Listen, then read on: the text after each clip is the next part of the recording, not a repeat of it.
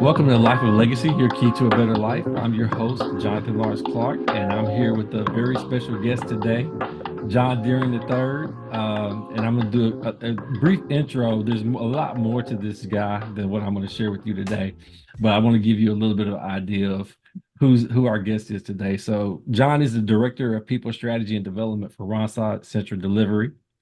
He leverages about 15 years of recruiting experience to lead a diverse team of recruiters and account managers. He's known as a tremendous motivator and problem solver, and someone who's a true professional and delivers results. He's also co-lead of Fair Chance Business Resource Group at Ronstadt. He has a passion for diversity and inclusion, and that is a group who helps people who are formerly incarcerated secure jobs and also have a flourishing career so they can flourish in the workplace and really get their lives going in the right direction. He's also an instructor for the African Heritage Business Resource Group's Youth Leadership Academy, teaching youth skills like resume writing, job interview skills, and really preparing them to be able to enter the workplace when they get there. But we want to give that information to them as soon as possible. So John helps do that as early as high school. He also leads professional development workshops for the employees at Randstad to help them build their careers as well. He's an employment coach for Transcend Skilling Program. And if that wasn't enough, this guy's a published author as well of a book called Jotted Down Madness, which is a mind-bending poetry book that really takes a lot of focus and attention to understand and interpret. But it's a great book if you have a chance to pick it up. So welcome, John. Thank you for joining us today on Life of Legacy. Appreciate the invite. Glad With to an intro like that, it's kind of like one question you want to ask is when does this guy sleep?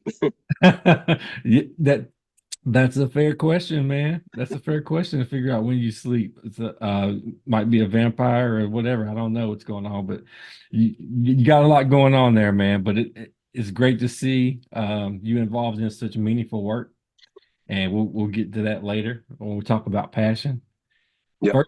First thing I wanted to talk about a little bit though is personal branding, and I bring that up because you are somebody who has a strong personal brand, and I think you've been able to, as we've talked about before, you've been able to have some different roles created that you filled that weren't exactly roles already there, but that's because of a strong personal brand. Without a strong personal brand, I don't think some of those would probably have occurred because you come with a certain package that people know what to expect from you in a Mhm. positive light, right? So I Agree. want to talk, I want to talk a little bit about the importance of personal branding with you today. And my first question is, what is a personal brand and why is it important? So, when you think about a personal brand, it is, for me, it's your identity and how you want to be viewed. The reason why I consider it to be personal is because you need to be deliberate. So, people can have assumptions about you, who they feel you are, what they think you're focused on, whatever aspirations they think you may have. But if you're not deliberate at making those things a point, then people are going to have their assumptions. Those assumptions could be false, they could be true about you, right? If you're deliberate at having a personal brand, then they're always going to walk away knowing what you want them to know about you. Hmm. And then they're going to go into other rooms that you may not necessarily be invited into, and they're going to speak about you accordingly, the way that Hmm. you would want to be represented, right? Especially when you're not in that room. So, personal branding is really just having a determination and a clear focus on how you're going to promote yourself to be heard, to be remembered, right? And the importance of it is, if you want to be heard and you want to be remembered, be deliberate about it. Yeah. So that way, other people going into other rooms can represent you accordingly without you being in that room. Okay. That would be my defined method to utilizing personal branding. Okay. Okay. So at high level, what I'm hearing there is it's a way for you to take charge of your image, your professional image, right? versus allowing it to be dictated by others or kind of left to chance based on whatever interpretations or assumptions other people might have. Correct. And then to your point, so yes, there have been roles that were created for me that wasn't under the normal archy of Ronstead, right? Um, though I feel the reason why those roles were created because they knew what my brand was, because they knew what I was going to be focused on. They knew how I was going to look to do it, and they saw an avenue to where that could be utilized in a more innovative way as opposed to the cookie cutter profile. So I pride myself on being intentional about branding myself, and then when you think about that, now I'm controlling my destiny. When we think about career pathing, there are so many people that rely on someone to kind of dictate it for them. In most cases, it's a manager, right? Mm-hmm. Or who you're directly reporting to, right? You're coming in with the idea that they know what your work ethic is. They know, what your success stories are. So they know what your passion is. So they should automatically be highlighting your career path for you. They can, but they're only going to go about it one way, the way that they know, right? But there's so many more things that represent you before even coming onto their team, before even reporting to them. Mm-hmm. So be intentional about always coming to the table with who you are and who you want and how you want to be viewed. And you never know what kind of other doors are going to open up for you just from being consistent in that manner. Man, I love that. I love that. I love the what you said about intentionality. You said that several times of really being mindful about your professional image, your personal brand, and crafting that in a positive light. Because I don't think most people approach it that way. I think it's something. It seems to me that you have a personal brand whether you craft it or not, right? So you can have the one that happened on accident, or Mm-hmm. you can be mindful and be intentional and think ahead, right? And build it to your advantage to get to where you want to go. Would you agree with that? I will. And then, so a lot of people may so like for me, I simplify things to the best of my ability, right? So you may have a lot of people may think, okay, I'm going to build a personal brand to get to this finish line, or I want to build a personal brand, but I don't know what finish line that's going to carry me to. I don't even worry about the finish line. I just worry about walking forward Hmm. and not tripping when I walk. So the only things that I can control is me, right? Hmm. I know what I'm going to do. I know who I am. I know what I'm capable of. I'm going to promote myself. And what other doors are opened up in the interim, that gives me the opportunity to now decide if I want to walk through that door or not. Gotcha. Gotcha. Gotcha. Okay. And so I'm also hearing from you that your personal brand also helps dictate your opportunities. As Correct. right? Because by navigating and creating a strong personal brand, you have situations where opportunities will come to you because of the reputation you built for yourself, impressions you made on people that are in positions to have opportunities. And like you said, speak for you when you're not there in a room, right? So it's important because now you're leveraging not only the opportunities you have directly, you're leveraging indirect opportunities by creating advocates for you because you have a strong personal brand. Correct. Outstanding, man. Man, we're just a couple of minutes in and we already got several nuggets. So I I appreciate. got an example. Would you like an example? Yeah, yeah. Share an example for me. Okay. So, for example, when I show up to work, I show up to be solution orientated, right? Okay. Solution minded, right?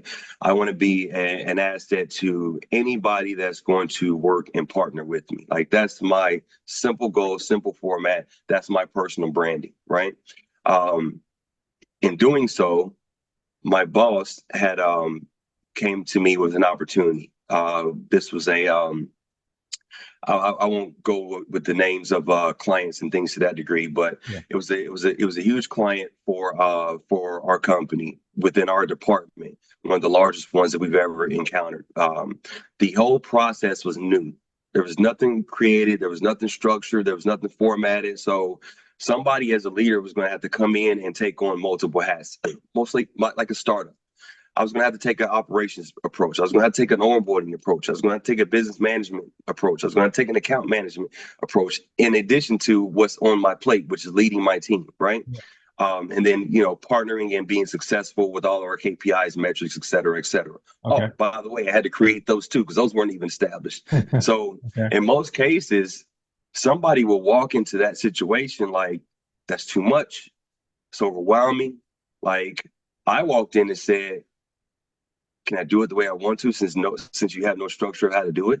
Ah, okay. Yeah, okay. Well, fine. I'll figure it out when I need you. I'll let you know. So I feel like my boss came to me because she knew I'm willing to accept a situation for what it is and make it what I want to make it. Yeah. And I'm not going to come at that with a oh my gosh, I'm overwhelmed because I'm not getting hits or I'm not or don't have this or I don't have that. No, I'm going to go in and figure out how to make it work. Period, point blank. Like that's what I do. I want Okay. to be a resource. I want to be an ally. I want to be solution minded. So bring me the problems. Hmm. Bring them to me. He said, Bring me the problems. bring me the, I'm fine with it. Bring me the challenges. Bring me the things that people run away from. I'm open to that. That's my branding. That's my personal brand. Bring me all the coal and let me make diamonds out of it. mm, mm. And what better So brand? Wow. What better brand to have than somebody who welcomes problems and challenges and is a problem fixer? Who wouldn't want somebody that's willing to take on anything, any issues really, and take the stuff that people don't want to deal with, the headaches, and take those and navigate those and have that type of mentality and the positive attitude you have. We're going to get to that. The positivity you approach it with as well. because excuse me, even in this example, ideally they could have found someone more senior that had experience in the operations side, in the onboarding side, in the account management, the business development. They could have found somebody who had all those skills already, but would Mhm. they have had the passion? Would they have had the resiliency to do it? You know what I mean? Would they have had the innovativeness, the creativeness Mm, to make it their own, right? okay. Without any lines that they can draw within, right?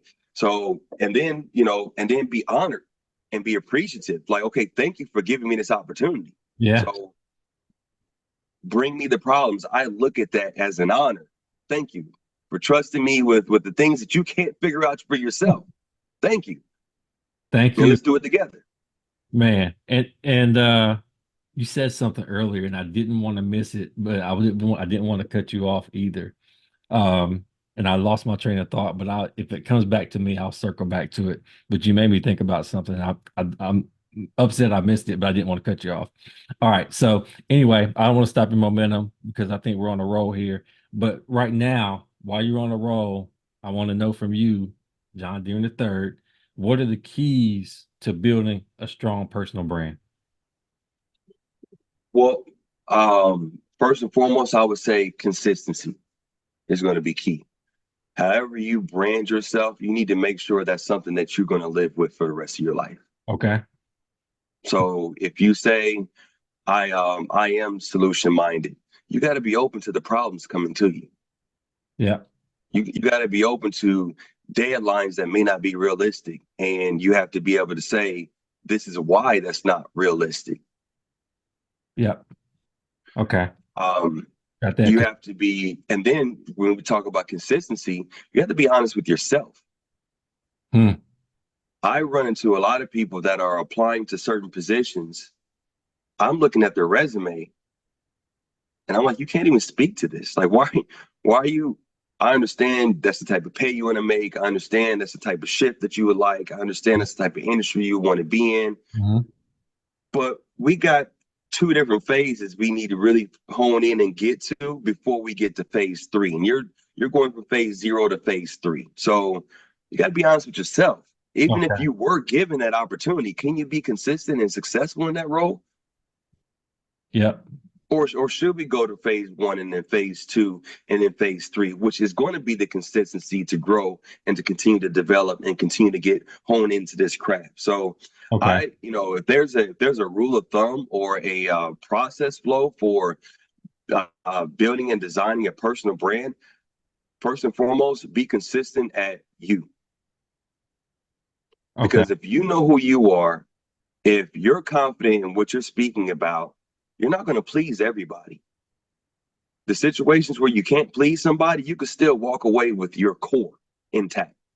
It Hmm. didn't work for them. It didn't work in that industry. That doesn't mean I don't work. Right.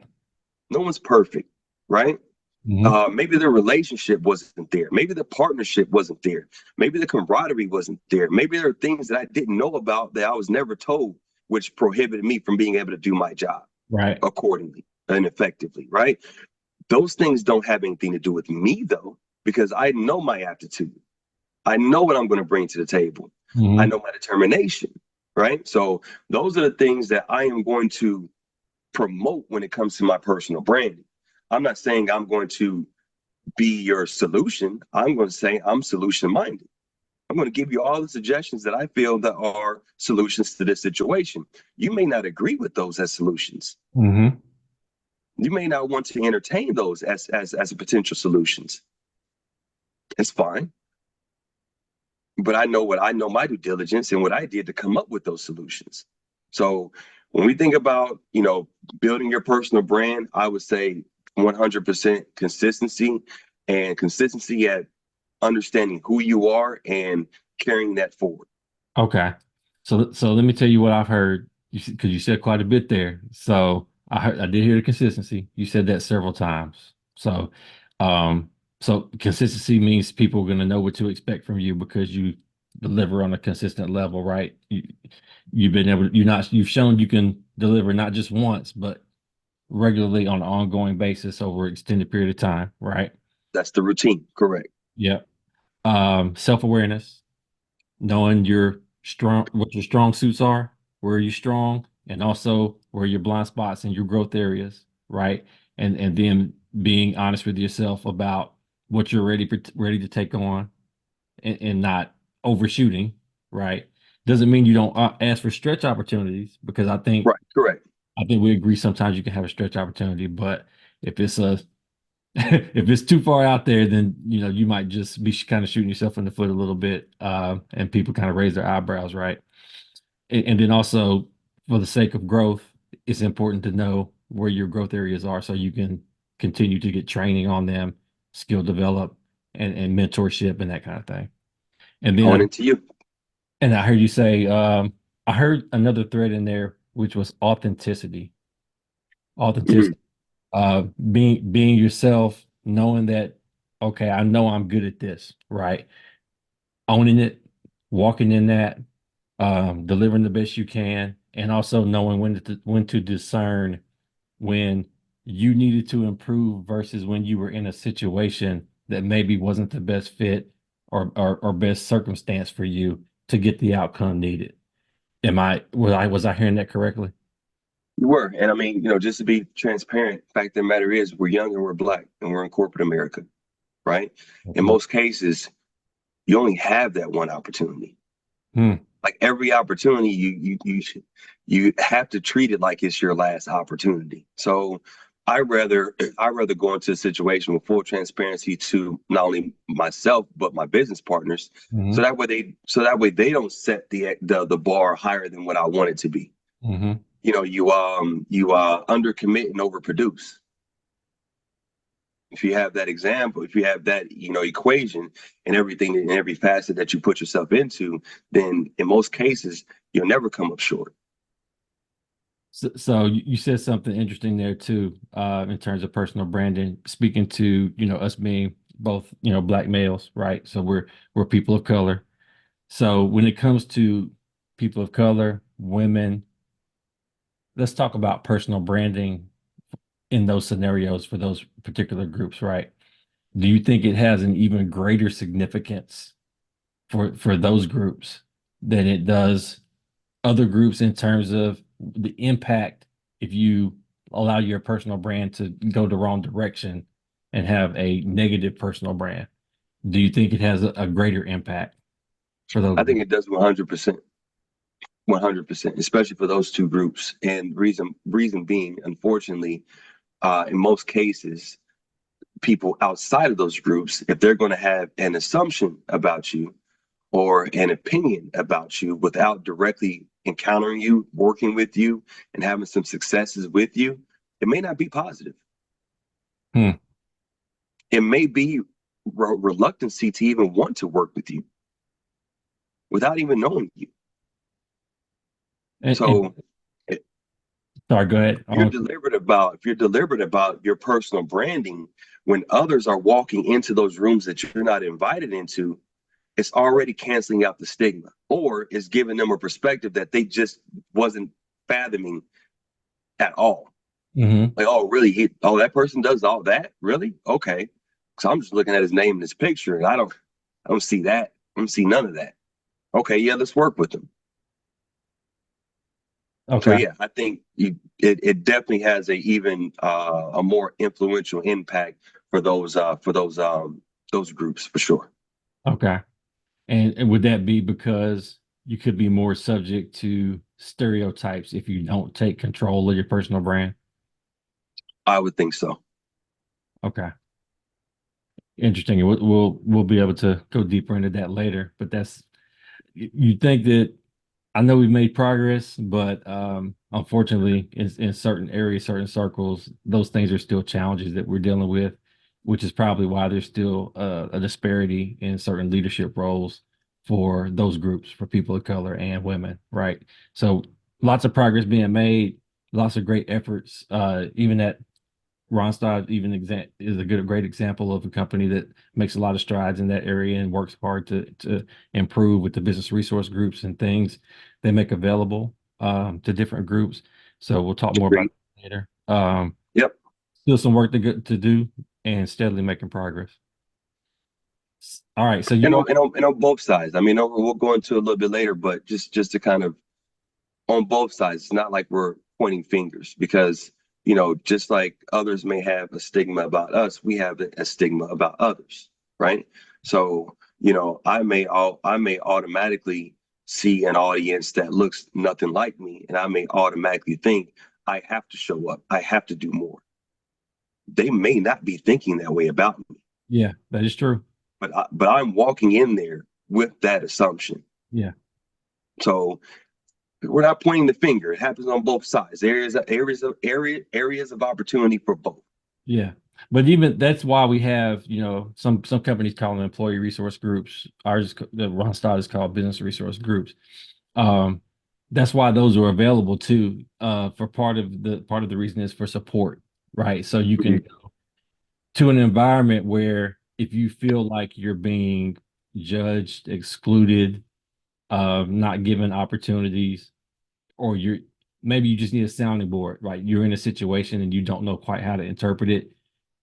Maybe your past experiences lead you to see it in a particular way, but you want to get another's input, right? To see somebody who can relate to the experience you've been through and see what they think about it. That's a great avenue, a great area where you can go and get others' feedback and talk through these things and talk them out and figure out what's the best way to navigate this situation in a positive way to yield a positive outcome, right? So this is Agreed. one of the big strengths, big benefits of having employee resource groups or business resource groups within a company. All right. I think that's a lot on personal branding, and we'll continue to talk more about that as we go, right? I also want to get specific about some areas of personal branding and talk about some of the qualities I know that you pride yourself in having and the importance of those qualities in the workplace. I want to talk about that as well. Okay, let's do it. So the first area I want to talk about in terms of personal brand that I tie closely to you. Anybody that's watched the first part of this interview can clearly see you have a lot of passion.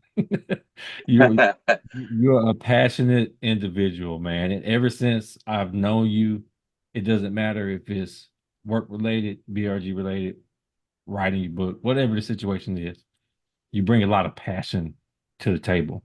You always seem excited to be where you are, to be working on what you're working on. And it makes it really easy to work with you, right? Because it's contagious. When somebody's passionate, it's contagious, and it makes other people excited to be around the person, to be working on whatever you're working on, right? It's contagious. So I want to ask you, where does your passion come from? Full transparency. Okay.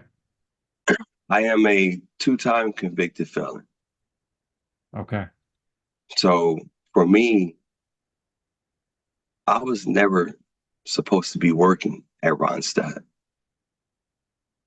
Like it the the way that I got into Ronstadt by the grace of God was I was working for Spirion, which did not do drug screens and background checks at the time for employment.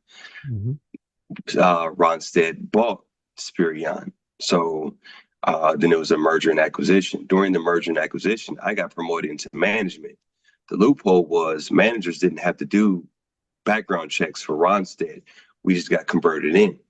So my background is not on file for Ronstadt.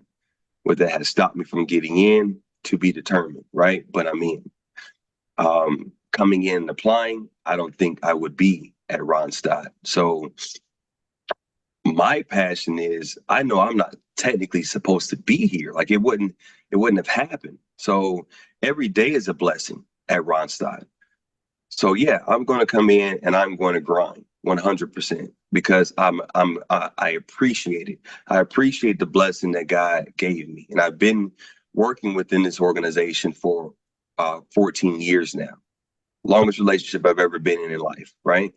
Um, Fortunately, I'm also under good leadership. You know, when you're a lot of people think that the number one reason why people leave companies is due to pay. It's not. It's due to management. It's the number one reason why people leave an organization.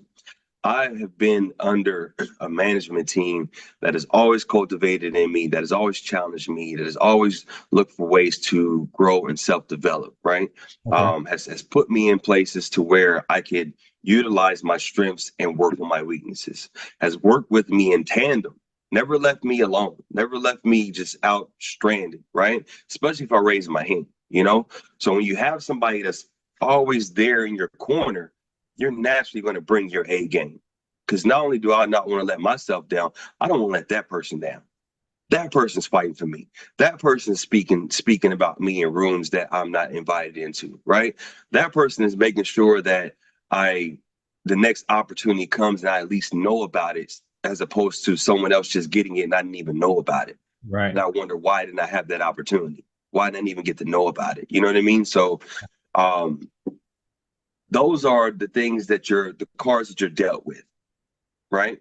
Mhm. Um, where my passion comes from is, you know, once I've now been able to kind of be acclimated into an organization, a global organization, and now I can really, as opposed to just focusing on doing good and kind of remaining under the radar, so to speak, because a lot of people in my situation, that's how they live their corporate lives.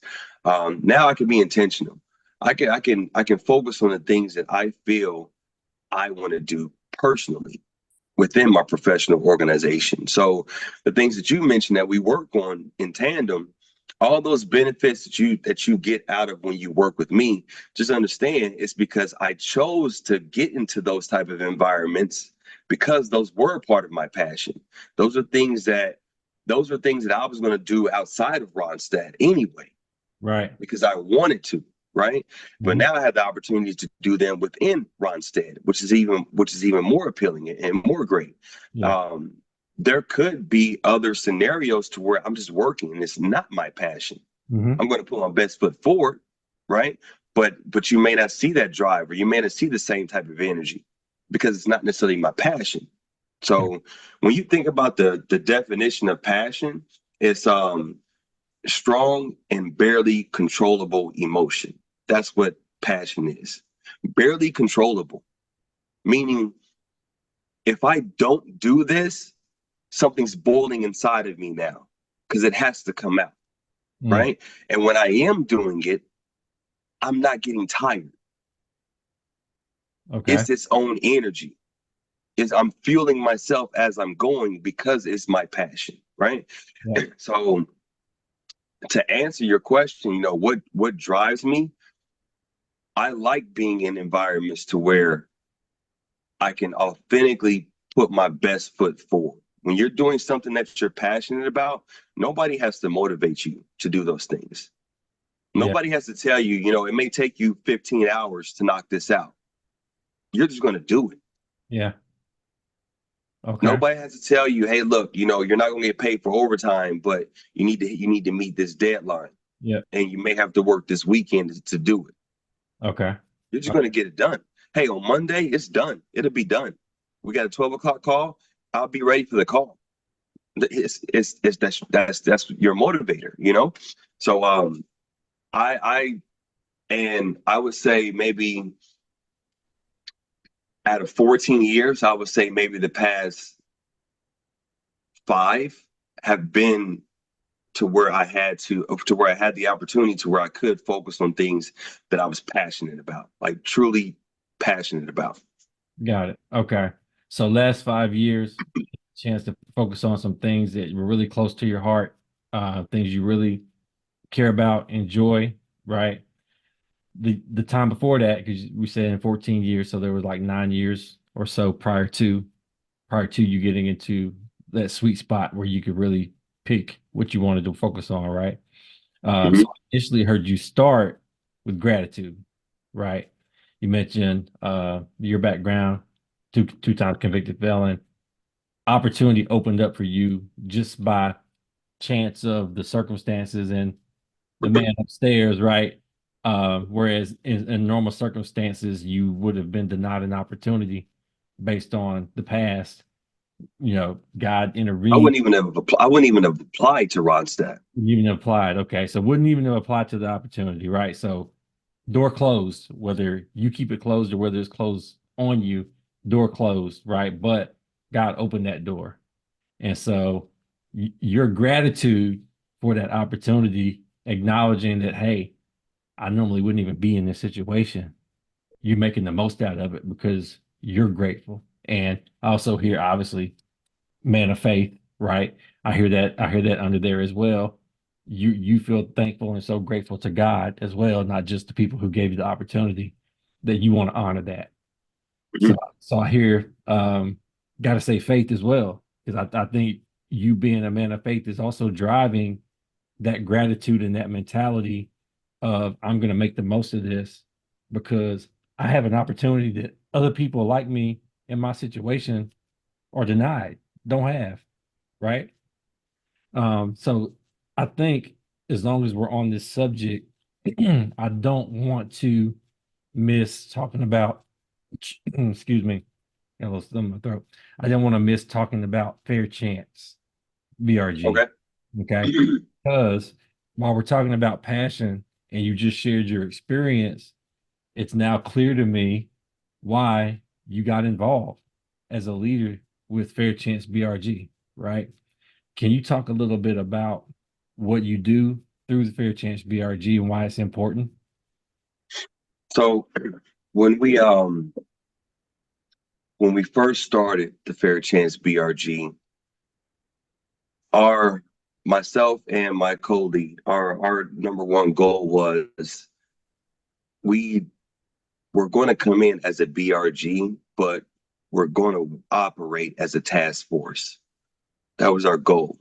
So we really didn't have the internal focus. We had the external focus.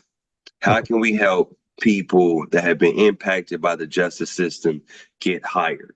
Internally, how can we enhance our processes and our compliance so that way we can be a resource to our clients to make them more flexible to hire? And then we can work with the local branches that have the same passion to help this candidate pool. And now, now we're getting carve outs and we're getting people employed. That's how we were going to help internally. We were thinking, let's figure out how we can get more hires, and we'll use the people and that are passionate about this internally in the local branches to do the hiring. We'll work on the client side and the paperwork side. And can you add just what a business resource group is for those that might not be aware? Can you also clarify that real quick? Okay, so when we think about a business resource group, it's a group of for internal employees, internal members that has a focus on whatever diversity approach. There are some for Latinos, there are some for African Americans, there are some for Pride is one, veterans is one, disabilities is one. So there are a variety of those, and it gives our internal employees the opportunity to go into a room to where they could be safe for being themselves. First and foremost, this is who I am. There are a lot of people that are here just like me. We may think the same, we may have the same challenges. We can talk, we can discuss, we can do events, all related to empowering and improving us within our large organization. Um, And creating a culture of inclusion in the company probably as well, more Well, broad. that's the 100% focus. Because then, as you as the business resource groups are established and thriving and doing events, then it allows people from outside to come in and join those groups as well for understanding. You know, to most people join other groups outside of what their diverse situation may be, just so that way they don't have a false stigma on this group, so to speak. They may have family scenarios to where just hearing how their approaches on how they're reaching out to their internal members. Now, you know what? I could take that back and have a better relationship with some family members Hmm. or some friends or some other coworkers, especially coworkers. So it's for a variety of reasons, it's essential. But the number one thing I get from business resource groups is this is a place where you can come and feel safe. Got it. So again, for us, we got it approved as a business resource group, but we had the idea of a task force. So for us, it was, we don't need 200 members.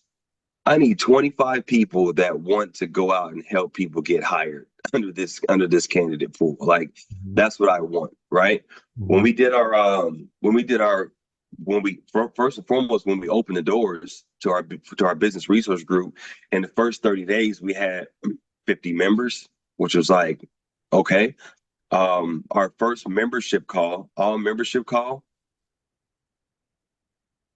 when we opened up the floor, we ended up hearing, yes, I have been impacted by the justice system, and I remain quiet within Ronstadt because I don't want to be judged.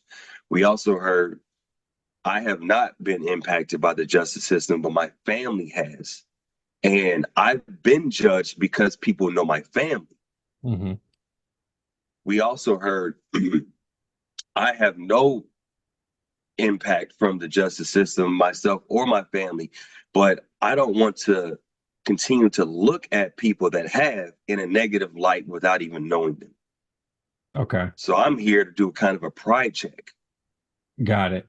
And, And you know, when we say that people come to the business resource groups like Fair Chance as a place to feel safe, we're not saying they don't feel safe within the company elsewhere necessarily. What we're saying is they, and that's an area where they can relate to people who have a similar experience, right? And can relate to what they've been through and maybe more inclined to be open and vulnerable with that group because they're with people who understand and can relate to what they're going through. I just wanted to kind of add that because I think there you can feel like you fit in your team, you can feel safe with your team and your leader, but your level of vulnerability might be a little bit limited if you feel like people around you don't understand or relate to your situation, right? It's not reflection on correct. the company necessarily No, no, or the manager or anything like that, but we correct.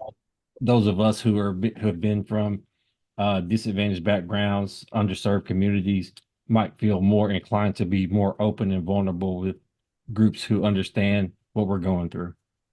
Correct. Okay, gotcha.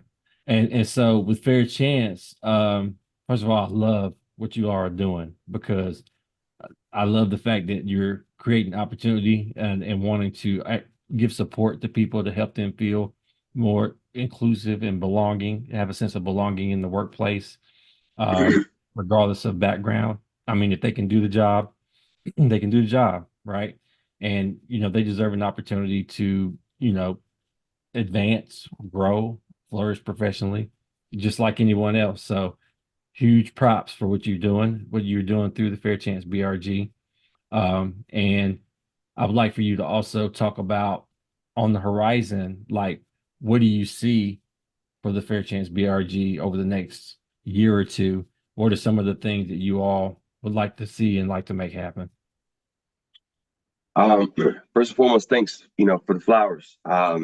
When it comes to the Fair Chance BRG, our number one approach was to ensure that we have, when it comes to our hiring practices internally, that they're in line with hiring people that have been impacted by the justice system. I can't go and talk to a client about hiring, candidates under this talent pool if they're going to ask me, okay, so how's it working for you? We're not doing it. Okay, well, next topic. Um, Fortunately, going through with risk and legal, we did determine that we are in line with the rules and guidelines, which was great. That was reassuring, right? So that has been our goal starting out, in this year. It's still, we're close to a full year. From there is now how can we still um, connect with our clients and create carve outs and opportunities for them to reap the benefits of tapping into a candidate pool that is going to give them more higher retention, more dedicated workforce and structure, a more diverse culture and department. Diverse teams are always going to outproduce non-diverse teams, and then to be able to hire faster because now we're tapping into a candidate pool that has heard nothing but no's.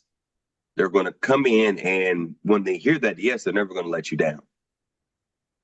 Okay. So that's the benefit for the client. And then from there, long term, we Ronstead has a business resource group for this. There are a lot of other Fortune 500 companies that don't. So we kind of want to be the the model, so to speak, turn this into a toolkit and be able to go to our clients and say we would start with clients that have are members, active members of the Second Chance Business Coalition. The Second Chance Business Coalition is a group, a nonprofit group designed to deal with large organizations and help them structure out their processes to be able to hire this candidate pool. There are Hmm. a lot of members that are active members with the Second Chance Business Coalition that are clients for Ronstead. Hmm. So we want to go to them and say, hey, look, this is what we're doing with our business resource group. This is how we structured it. This is how we got involvement from our internal employees. This is how we're making an impact within our communities that we service. You're also a part of the Second Chance Business Coalition. That's why we're bringing this to your attention. You should create this within your infrastructure. Oh, Okay. perfect. I love it. Everything's modeled out for you. Take it and run with it. Then from there, as opposed to trying to network with individual hiring managers on a national scale for this one client, now I can just go to that business resource group. Hey, you're in, you're approved. Great. Love to hear it. Let's talk about our external focus. We work with you for these type of job categories. Let's build out some carve outs for this particular candidate pool.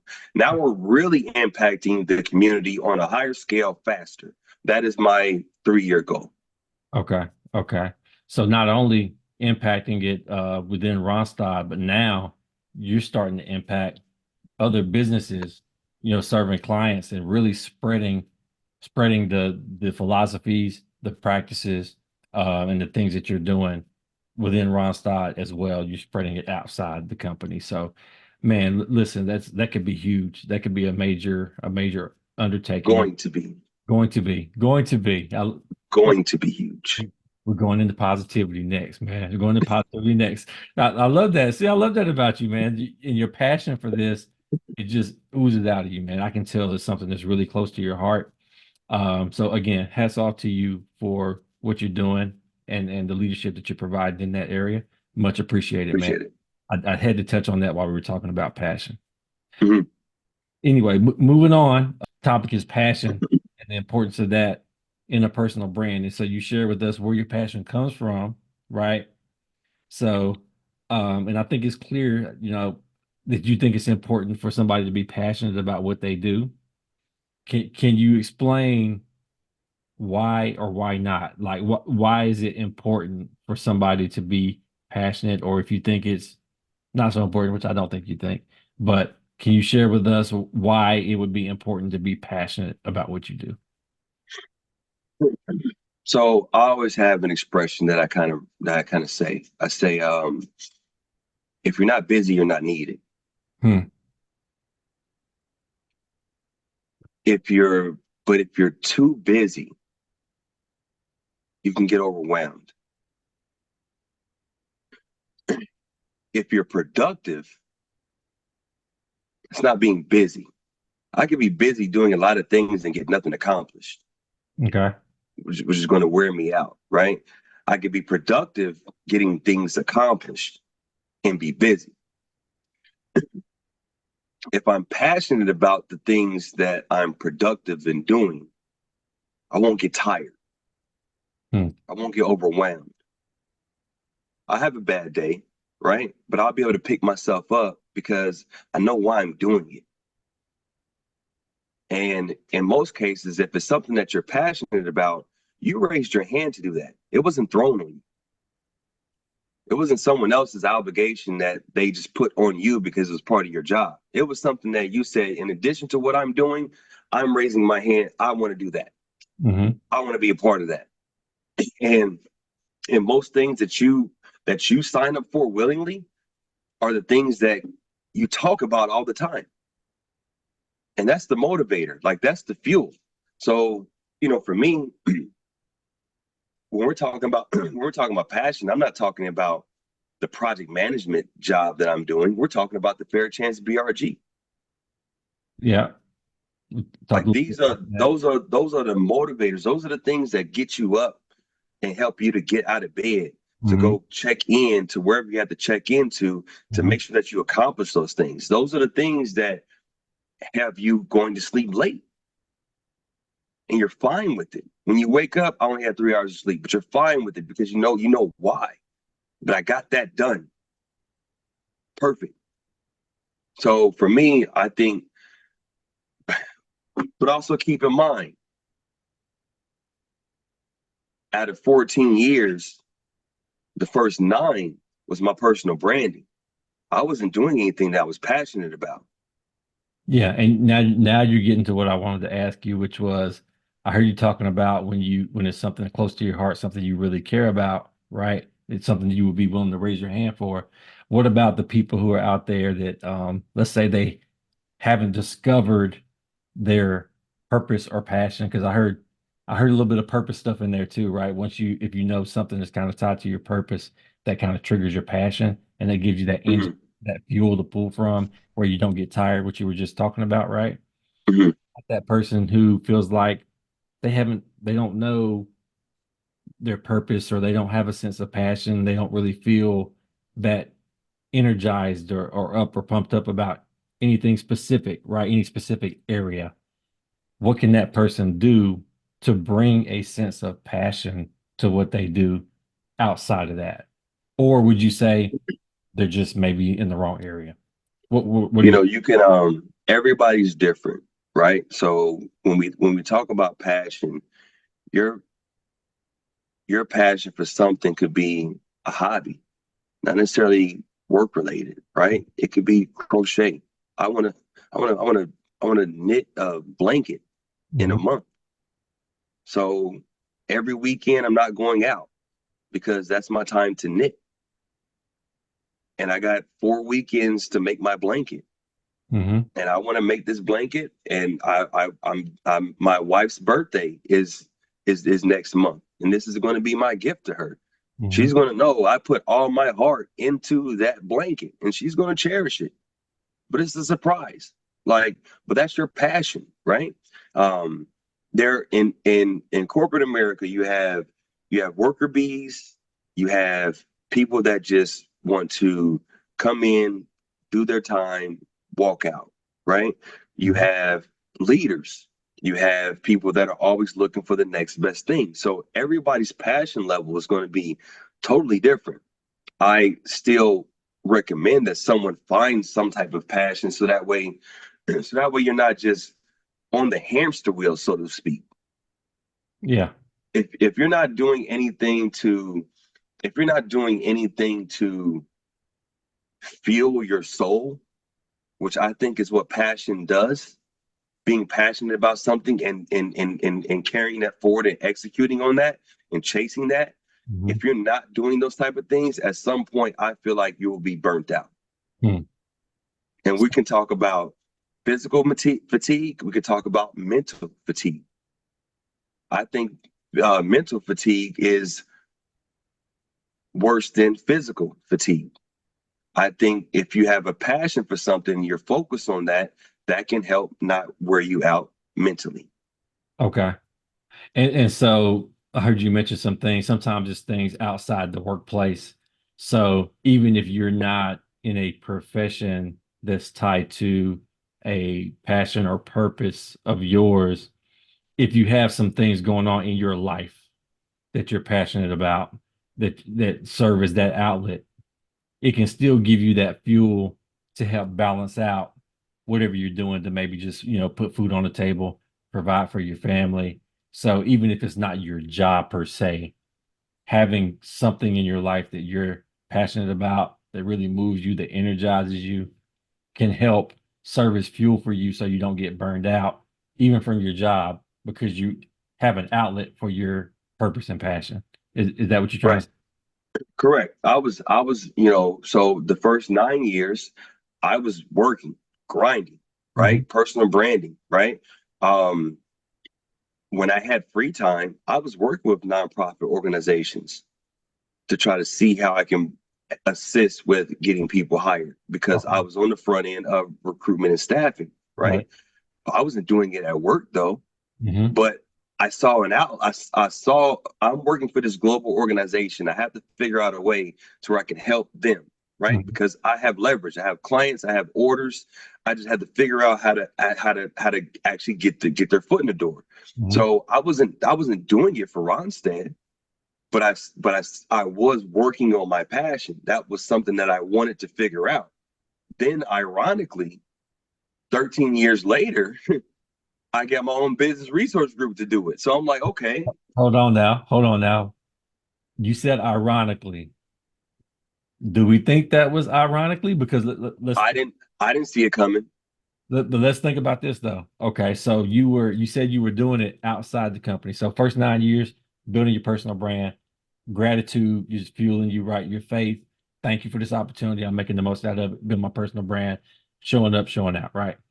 Not operating in your passion lane yet, but outside of work, you were still touching on it, right? You were touching on that passion. You were active in it, right?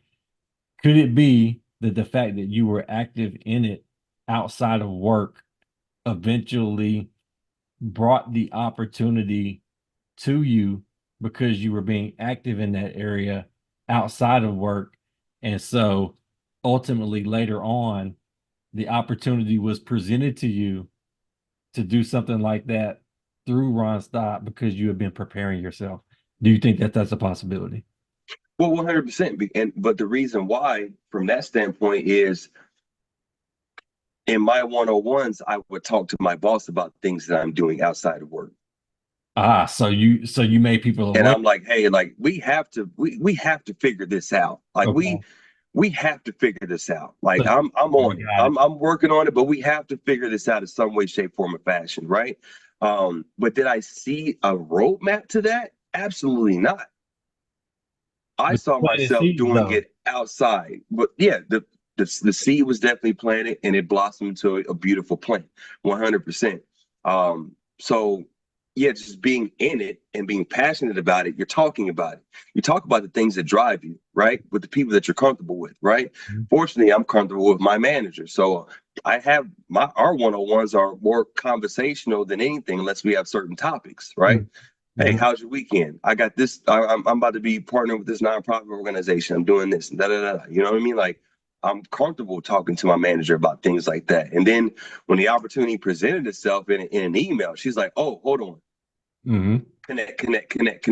Y'all all need to talk." And boom, yeah, it blossomed to a beautiful plant. So the intentionality was there only because I was in it and doing it, but not necessarily because it was a path for it.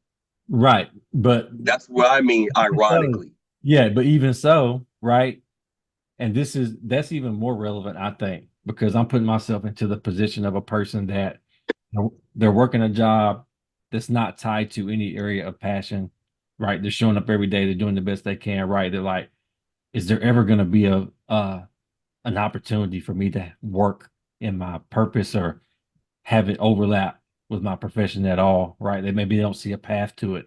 Maybe it's not directly connected, right?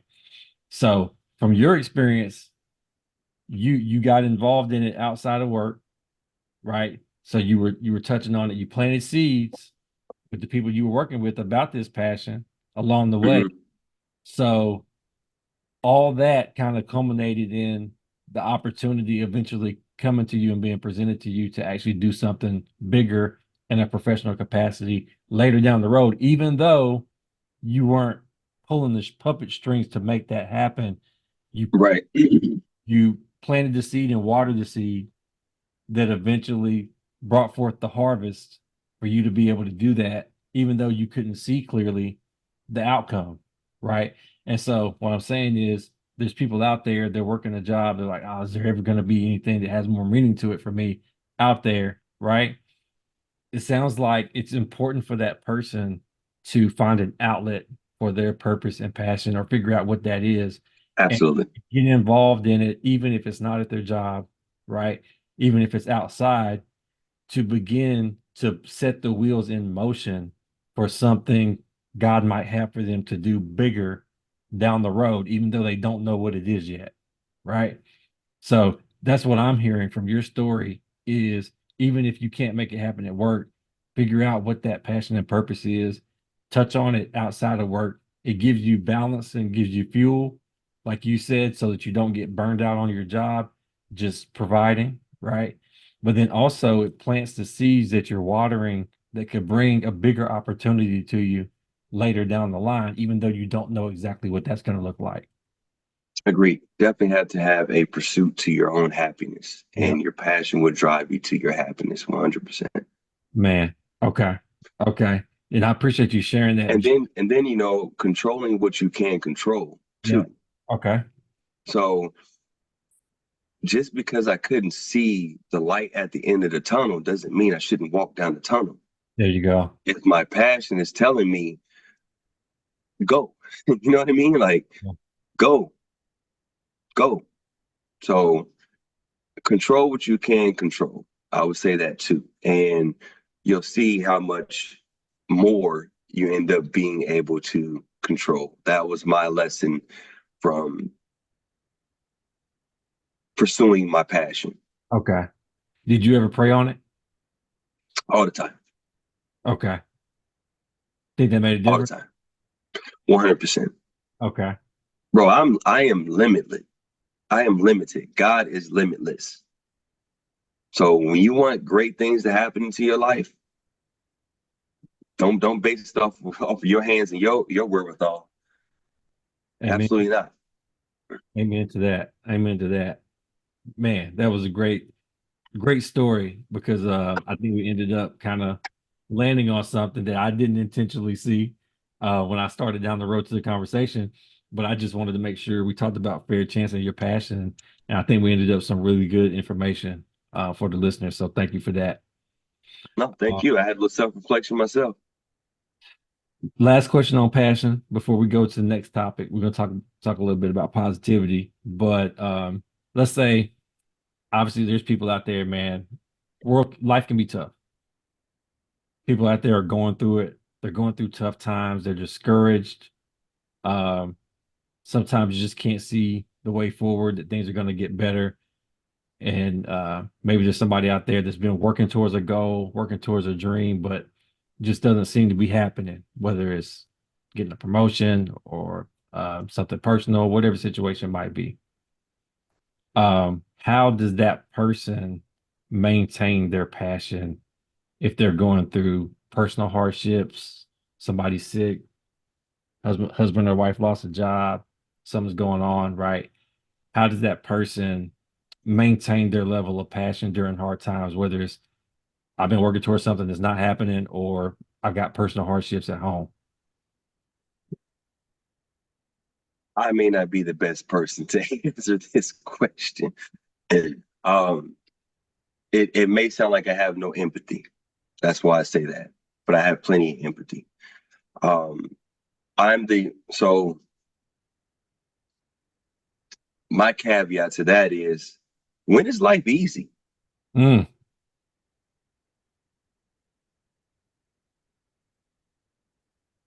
When is life easy?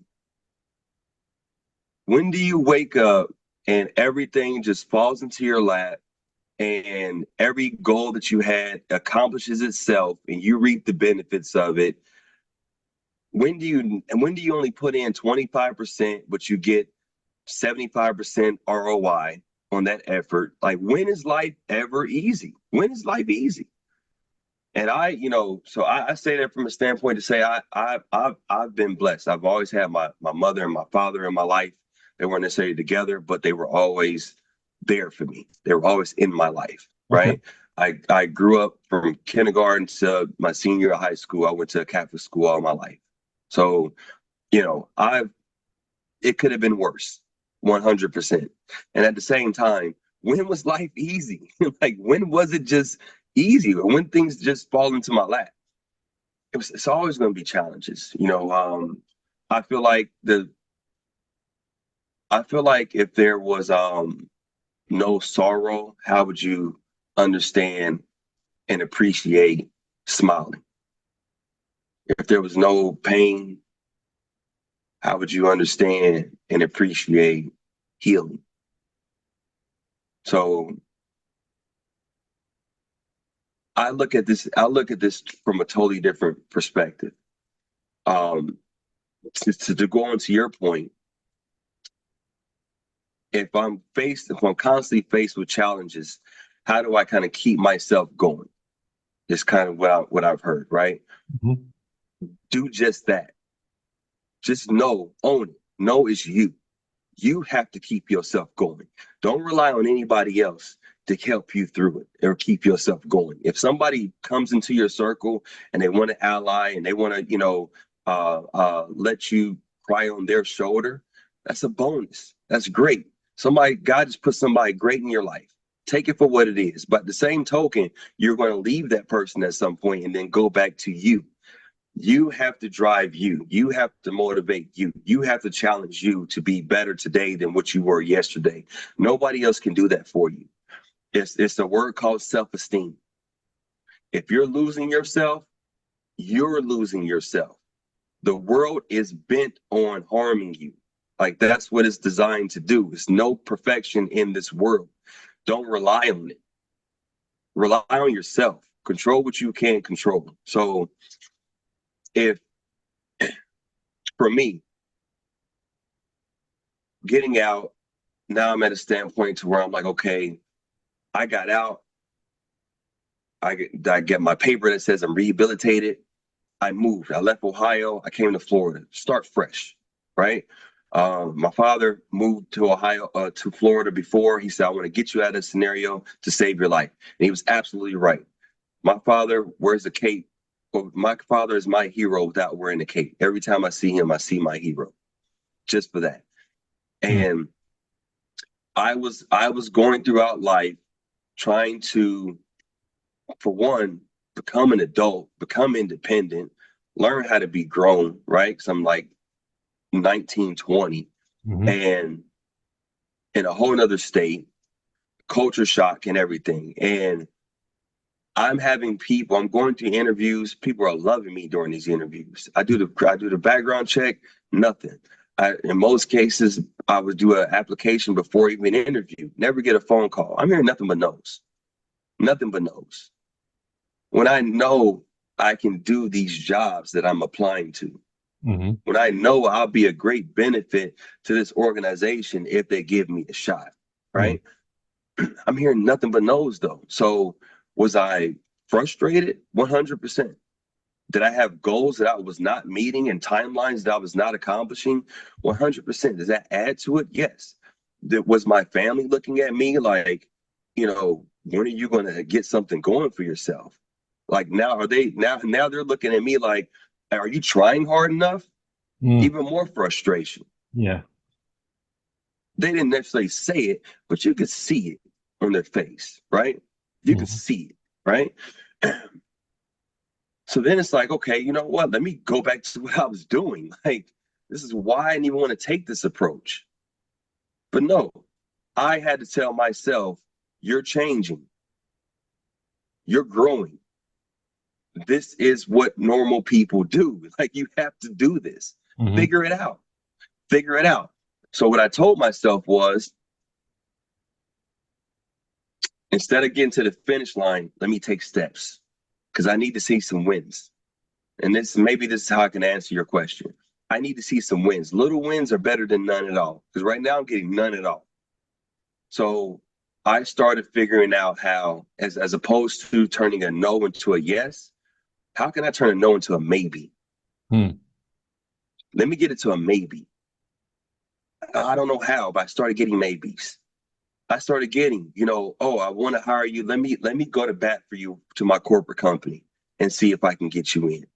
It's a maybe. Hey, I tried. I couldn't. Oh, that was a maybe. It's fine. That's motivation to me, though. You actually cared. You actually saw me for who I was, not for what I am on paper. That was the maybe. Okay, now I'm getting people to see me for who I am, not just see me for what I am on paper. Mm-hmm. So now let me be a little bit more strategic. I can't apply to these type of jobs any longer. Let me go into sales. No background checks in sales. And I'm an introvert. Like, believe it or not, I am Yeah, an introvert. that's a hard one to believe, but go ahead. I'm gonna take your word for it for now. But So, my father was in sales. My stepmom at the time was also in sales. So I was in a household full of sales. I liked how they would come home and talk about their stories, their sales stories, right? So I'm like, you know what? Let me figure it out. My father was always in the car business. I didn't want to go into the car business. That's your niche. Let me find my own. So I started doing a whole bunch of different type of sales jobs. Now I'm turning the maybes into yeses. Now I'm actually making some money. It's not necessarily in my comfort zone, but I'm uncomfortable with people telling me no.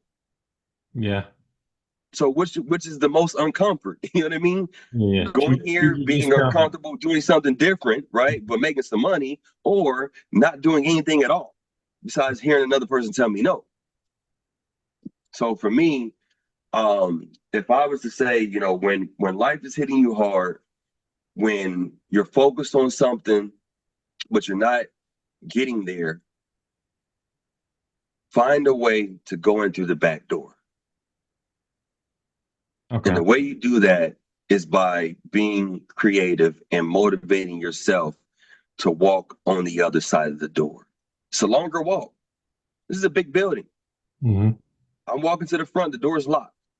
I got to walk all the way around to the back of this door. And while I'm walking, I'm checking windows.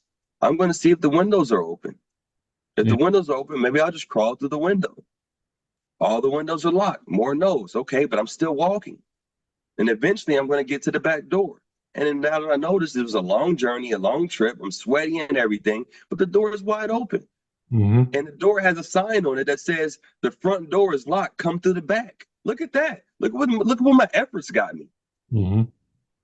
I was misinformed.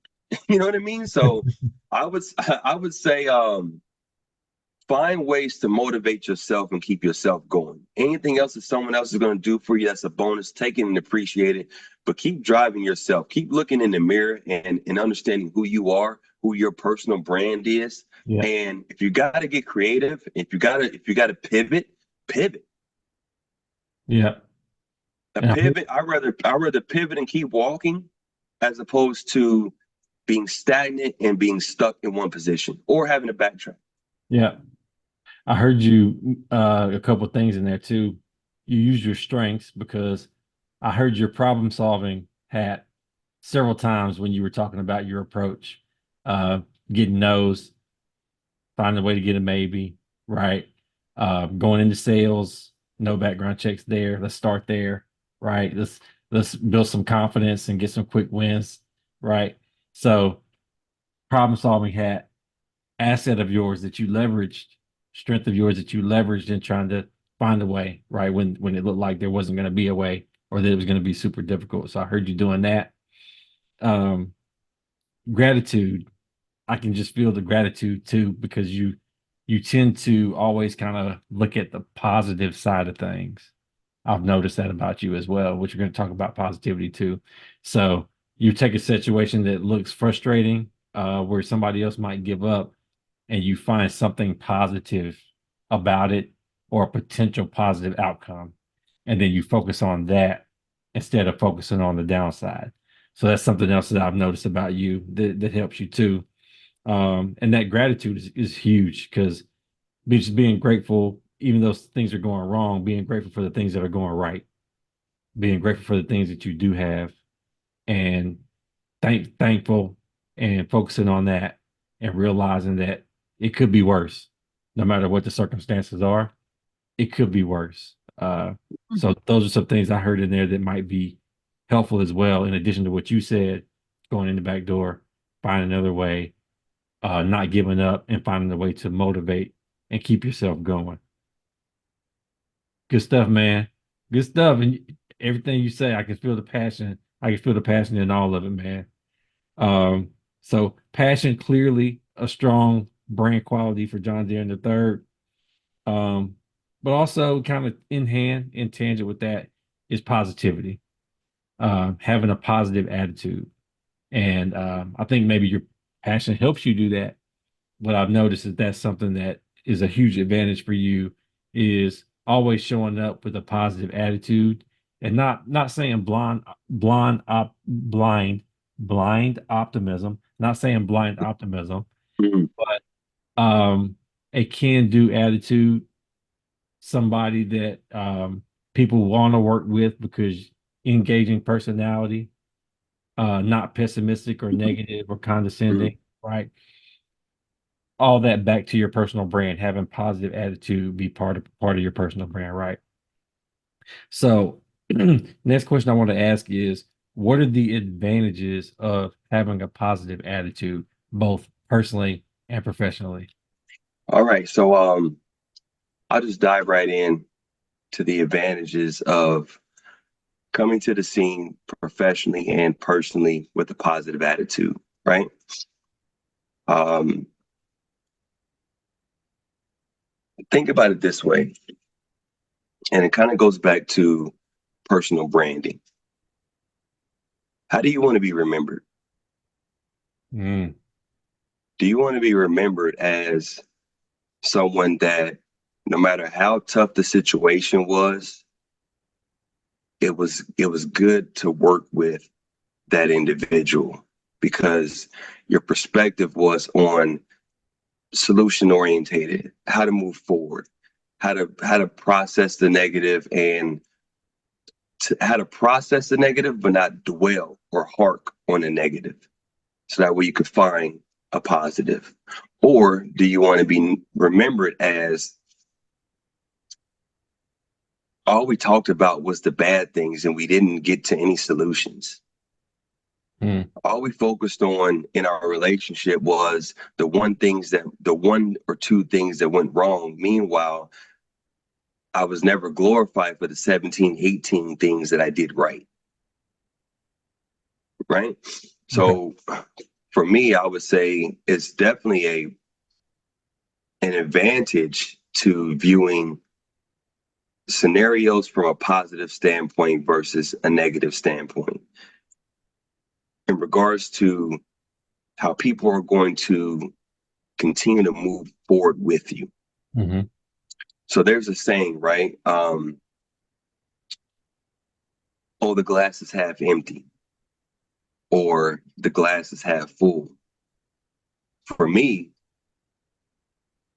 there's a glass of water on that table and I'm thirsty. Is that anybody? Is that anybody? Did somebody pour that for me? Thank you, because you read my mind. I'm parched right now, so I'm going to drink the glass. I'm going to drink the glass. It was there for me. So then no matter the situation, I'm always looking for an opportunity out of the situation. Going back on, a negative perspective, life isn't perfect. So there are always going to be hurdles. There are always going to be bumps. In business, when you usually have to find out, in my role in business, I have to find out the things that don't work so that way I can focus on the right solutions for those things, right? Mhm. If somebody's just telling me all the good things that are happening, but don't tell me about the negative things that aren't happening, that could be detrimental to a business. Okay. Businesses have crumbled. The number one reason is because the culture wasn't a psychological safe working environment. Mhm. So because I'm scared of letting my superior know what I can't do or what's not working, I'm Mhm. going to sweep those things under the rug, talk about the things that I'm doing right, and then out of nowhere, we're all going to be surprised when everything blows up. Mhm. How does it blow up? You walk over that rug and it's a heel there. And you trip over the heel and you fall right on your face. You break your nose. Who wants to do that? Yeah. So I always see an advantage to getting to the negatives, but not dwelling on them. Now that I know them, what can I do better? What is the opportunity in this situation? Mhm. Opportunities can be great opportunities, opportunities can be small opportunities. If there's an opportunity in a situation, how is that situation a negative situation? Mhm. Yeah, we talked about a lot of bad things that are going on right now, personally, professionally. But you know what? We ended with the solutions. We ended with suggestions that can carry us forward. We ended with how we can work together, companionship, Mhm. partnerships, business relationships, Mhm. right? And get to the ultimate goal that we're looking to get to. Okay. So you're back to problem solver. I still hear the optimism, right? Um, do you believe that any negative experience, anything this any adversity, any challenge, hurdle can be turned into something that's advantageous? It depends on the person.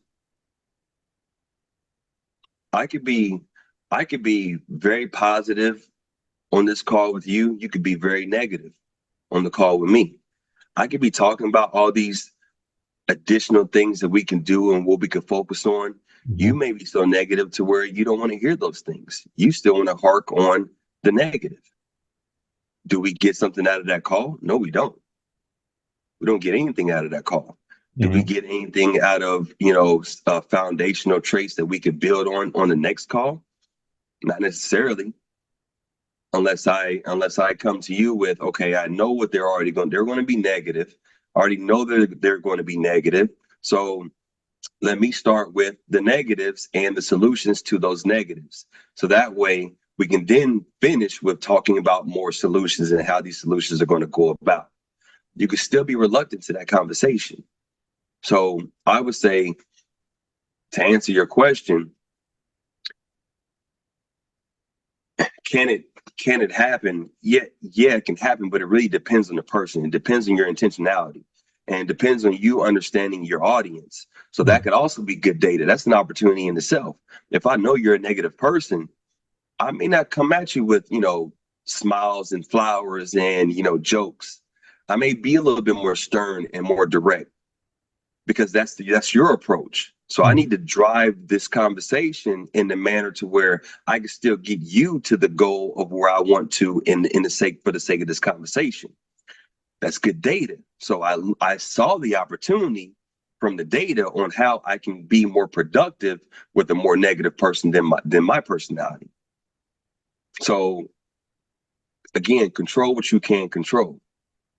I can control how other people are going to react. I can't control how other people are going to think, right? Hmm. Most importantly, I want to make sure I'm comfortable being in the scenery that I'm in. I have a plan of going about accomplishing that. If it doesn't work, I tried. Hmm. I control what I could control. Gotcha. Okay. So from your experience, you've been in leadership roles. What effect can somebody with a negative attitude have in the workplace? Detriment. The number one detriment would be frustration moving forward on partnering with that person again. Okay. And I feel like that's the last place you would ever want somebody to view you. Everybody has a bad day. Hmm. Everybody. Nobody's perfect, right? And we don't live in a perfect world. So there are going to be days where, you know what, you just wasn't on your A game at that particular moment, right? A lot of things build up. One thing happened. Normally, if you would have, been a little bit more in your zone, you would have handled that totally different. But you know what? You didn't. Okay. And usually, if you're dealing with somebody negative and you're coming in a negative scenario, it throws you off because you wasn't ready for it. And Okay. now you end up being somebody that you don't necessarily want to be remembered as. So the partnership the next time is going to be off. If you have to work with that person again, then you have to be a lot more intentional about changing that stigma. Okay. So there may be, as opposed to us diving right in, hey, I like to try to get personable with people. And the number one way of doing it is I open up first. So I may get on the call knowing I'm with a negative person and we didn't necessarily have the best type of communication the last time we worked together. Mhm. So I'm a little hesitant to even being on the phone with you at this point, right? Okay. So I get on the phone and I'm going to say, hey, Jonathan, appreciate your time today. But if you don't mind, just give me 2 minutes, bro. Because I just got off of back to back to back to back to back to back calls. My whole day has been completely absorbed and I have deadlines that I need to meet. I just need to just vent for a minute. So you just give me a couple minutes and you may be a negative person and say, you know what? My day has been the same exact way. Now we have commonality.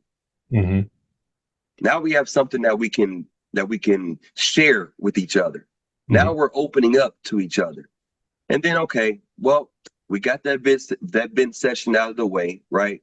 Now let's focus on this. But since both our days have been negative, let's focus on it from a solution standpoint and a positive standpoint. And then you run right into it. That can like open up doors that, to how to of camaraderie that you wouldn't have thought of if you would have stayed in that approach of they're negative, I'm already in a bad mood, this call's not going to be good at all. Okay.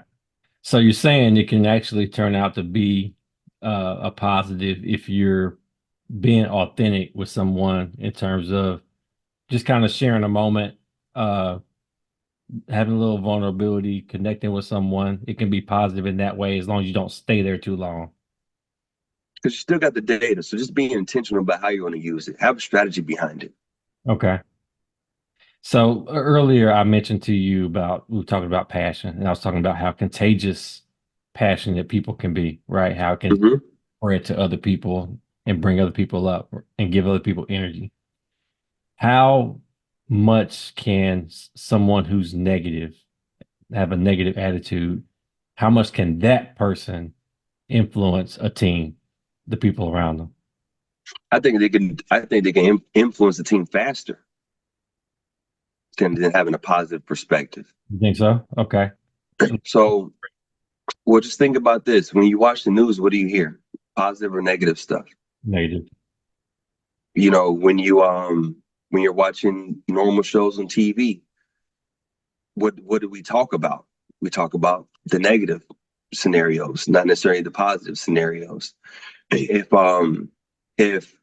we're going through this podcast right now, we may feel this is a great conversation. There's a lot of great dialect. There may be somebody that was like that may listen to this and say, he said too many times. It threw me off. So I think a negative perspective, a negative influence can influence a team way faster than a positive. And the number one way it would influence people, it would make them stop talking. They're no longer comfortable. All Okay. they're talking about is bad, bad, bad, bad, bad, bad, negative, negative, negative. And usually it's pointing the finger. You're not doing this, you're not doing that. You're supposed to be here, you weren't there, this, and this, and this, right? So Mhm. now it's like this isn't a partnership, this is a reprimanding Okay. station that's going on right now. So what I hear you saying is it's disempowering. Fast. Yeah. It puts you in a position of respond and reacting. I'm not in control. It's not empowering. You're not taking charge. Because you're pointing the finger outward and you're not looking inward at what you can control so that you can change things and have an influence and have an impact over the situation. When I was leading a team and I was doing one-on-ones for my individuals, when you say the word but, that's automatically negative in a sentence. And usually what happens is I would say, hey, Jonathan, you did these great things, these great things, these great things, but you're already defensive now. You need to work on this, and you need to work on this, and you need to work on this. And that may be the right critique that you need to hear, but the way it was said, you're looking at it as a negative, not an area of opportunity, so that way you could be great. So when I was doing one-on-ones, I would talk about the negatives first. These are some things that I feel we should work on because these are the goals that we want to get to. In order to get to these goals, if we focus on these things, we'll be able to accomplish them in this type of timeline. But I want you to also understand these other things that you're doing are things that we don't have to focus on. But we do need to hone into them and keep them consistent because that's what's driving us to the numbers and the trend that we're going into right now. So once we knock out these areas of opportunity, in addition to the great things that you're already doing, you're going to be my shining star. So you flipped it and basically started with the constructive, then you had the but and you went positive. Finished with the positive. Okay. All right. What are some of the reasons why you think a person, some of the things that you might lead a person to be negative?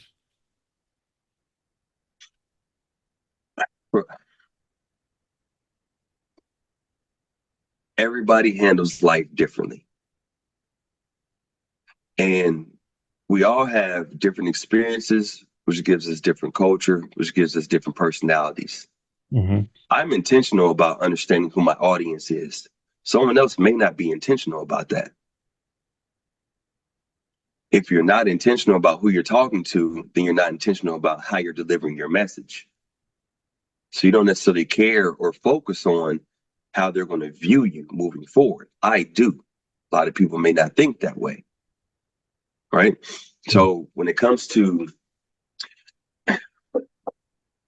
being intentional about what you want to get out of everything, everybody is different. The way that people can have a poker face, life may have hit them right in the groin, and now they still have to get through the 9 to 5 or the 8 to 5, 9 to 6 type of ordeal, right? They may not be able to hide it. If they are hiding it, you may think that maybe it's something that they don't seem like themselves. So maybe it's something that's wrong with me. Mm-hmm. It's a lot of different ways of how people are going to view each other. Like, and that is the bottleneck in itself, people. So if you're having a negative approach, I feel it's always good to, if you can, take a moment and get away. Hmm. before you come back. Okay. Kind of clear your head, go for a walk, you know, go somewhere and just freaking scream at the top of your lungs for 2 minutes, Okay. and then go jump on this call.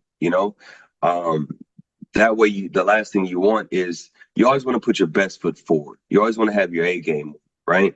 Um, it's because negativity is way more contagious than positivity. Hmm. Positivity can sound fake. It can sound unrealistic. Yeah. Like, how are you just that happy right? How are you just that happy right now? You know? Right. Um, versus I'm having a bad day, but I'm trying to make it a great day. Yep. I can go, all right, I'm having a bad day. Now let's go make this a great day. Let me get on this call now. I may take 2 minutes and get on that call late because I needed those 2 minutes so I can get on this call and make this call better than the last call that I just got off of. Gotcha. Negativity can be a lot more contagious if you're not intentional about it. Okay. So you're back to intentionality. Common thing. You mentioned that when we talked about passion as well. We talked about branding, personal branding. You mentioned intentionality. So intentionality is key with having a positive attitude. Sounds like. What about you mentioned purpose before when we talked about passion? You think having a sense of purpose can help you stay positive as well, have a positive attitude? Well, the purpose goes back to the personal branding. No matter what I'm going through, I want you to get off the call viewing me in a light that I want to be viewed in. Okay. I have to be intentional all the way throughout. Gotcha. When I'm by myself, I'm by myself now. Mm-hmm. I can be human, so to speak. Gotcha. When I'm on the clock, when I'm encountering people personally, it's still all the same thing. They're going to leave me at some point and they're going to think about me in a certain light. I definitely have to be intentional on what that light is because you never know how relationships can come back. Relationships can come back to you in a positive, relationships can come back to you in a negative. Okay. You think this is something they should write down? Because you're talking about intentionality, personal branding. Should a person write down what they feel their personal brand should be?